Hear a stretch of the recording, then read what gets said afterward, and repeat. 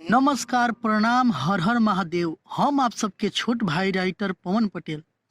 आई जितना भी हमार सिंगर भैया बानी, आप सब खातिर एगो हम गिफ्ट लेके आयल बानी, यानी कि बहुत ही सुंदर गीत लेके आयल बानी।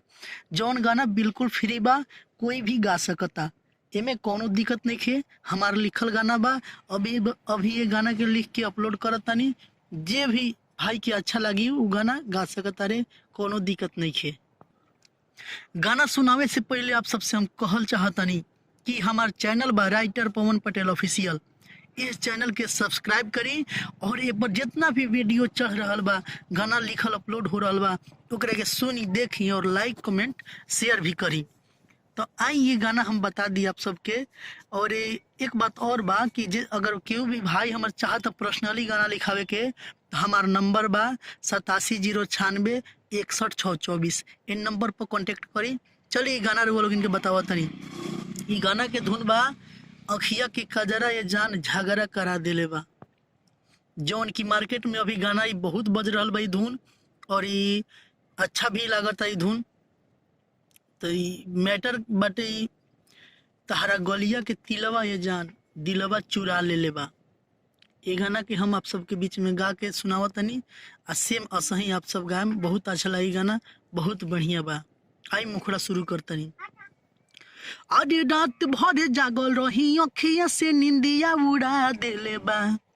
आ राती भरे जागल रही, अखिया से निंदिया उड़ा देले बा। तहरा गलिया के तिलवा ये जान हमर दिलवा चुरा ले बा। तहर गलिया के तिलवा ये जान हमर दिलवा चुरा ले बा। अरे मीठे मुस्कान तोहर प्यार में हमके अझुरा ले बा। मीठे मुस्कान तोहर प्यार में हमके अझुरा ले बा, अझुरा ले बा। तहरा गलिया के तिलवा ये जान हमर दिलवा चुरा ले बा। तहरा गलिया कि तहरा गलिया के तिलवा ये जान हमर दिलवा चुरा ले बा। एक अंतर एक नंबर बा। अरे जेने जाई जान ओने तू ही लऊ ना, सॉरी एक तरह बा। आज जेने जाई जान ओने तू ही लहू केलू, प्यार में भईनी दीवाना हो।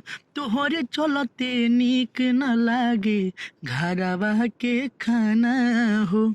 आ नैना नसीला तोर नेहिया के नदी में बुड़ा देले बा। तारा गलिया के तिलवा ये जान हमर दिलवा चुरा ले बा। अंतरा दो देखिए, अंतरा दो है। अरे प्यार में पागल बन के घूमिले, हंसेला गौआ समाज हो। तिरछी नजर से घायल बनैलू, कर तू ही इलाज हो। दोबारा है लेकिन हम एक बार गाए हैं, आप इसको गा लीजिएगा।